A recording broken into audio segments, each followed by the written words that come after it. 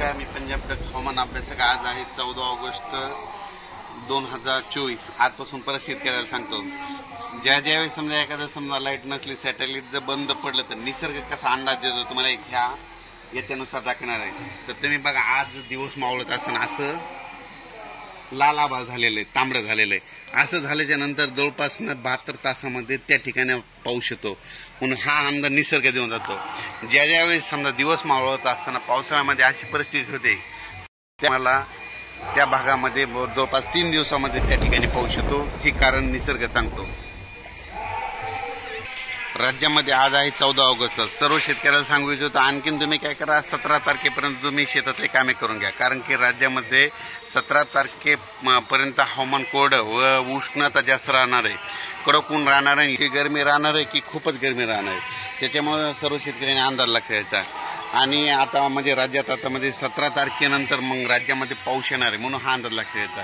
तर राज्यात तरी पण सांगायचं झालं तर विभागावर बोलू तर सुरुवातीला काय आपण पूर्व विदर्भाकडे बघू. आज हे 14, 15, 16च्या दरम्यान पूर्व विदर्भामध्ये जवळपास चंद्रपूर, नागपूर, त्याच्यानंतर यवतमाळ, नांदेड, बिलोली आपण सांगितलं होतं की तसंच लातूर, अहमदपूर, तसेच सोलापूर या भागापर्यंत ह्या 2-3 दिवसामध्ये पाऊस येणार आहे, म्हणजे तिकडल्या भागामध्ये. पण त्याच्यानंतर राज्यामध्ये मराठवाड्यामध्ये देखील स्थानिक वातावरण तयार होऊन रात्रीच्याला बी पाऊस येणार आहे, म्हणून ही अंदाज लक्षात घ्यायचा. म्हणजे सर्वदूर पडणार नाही, फक्त तुरळक ठिकाणी पडणार आहे, म्हणून हा अंदाज लक्षात घ्यायचा. पण राज्यात एकंदरीत बघितलं उत्तर महाराष्ट्राकडे आता 14, 15, 16, 17 पण जवळपास 22 ऑगस्टपर्यंत सूर्यदर्शन राहणार, कडक राहणार आहे. गरमी पण खूप राहणार आहे, अशी गरमी राहणार आहे की जशी मुंबईला जशी असते गरमी तशी गरमी जाणवणार आहे, म्हणून हा अंदाज लक्षात घ्यायचा.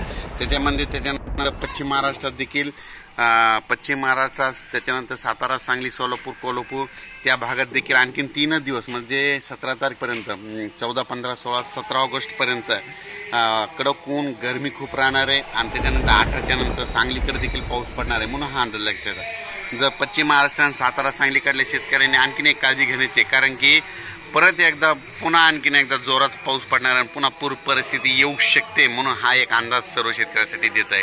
राज्यात एक परत पुन्हा आणखीन मराठवाड्याकडे बघू. मराठवाड्यामध्ये देखील तुम्हाला एक सांगतो की आता 14, 15, 16, 17च्या दरम्यान कडक ऊन राहणार आहे. गरमी इतकी आहे की जशी मुंबईला अशी गरमी जाणार आहे. पण तुरळक ठिकाणी रात्रीच्याला अर्ध्या तासाचा 1 तासाचा पाऊस येईल, पण सर्वदूर पडणार नाही, फक्त तुरळक ठिकाणी पडणार आहे.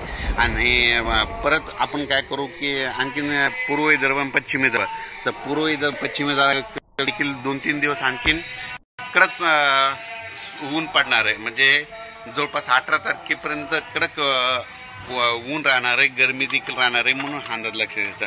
पण राज्यामध्ये